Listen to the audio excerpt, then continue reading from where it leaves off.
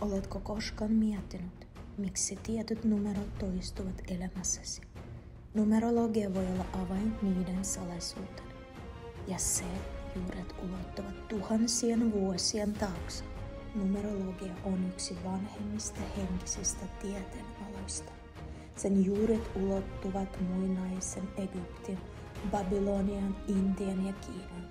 Yksi numerologian tunnetuimmista pioneereista oli kreikkalainen filosofi ja matemaatikko Pythagoras, joka eli yli 2500 vuotta sitten. Hän uskoi, että koko maailman kaikkeus perustui numeroiden ja matemaattisten kaavojen harmoniaan. Pythagoras opetti, että jokaisella numerolla on oma värähtelensä ja merkityksensä. Näitä oppeja on kehitetty vuosisatojen ajan. Ja tänään numerologia auttaa meitä ymmärtämään itsemme, elämämme, suuntamme ja kohtalomme.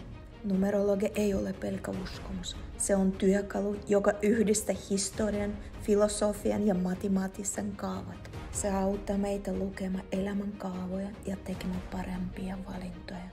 Jos haluat tietää, mitä numeroissa kertovat sinusta, laita tämä tili seurantaan ja sukelletaan yhdessä numeroiden maailman.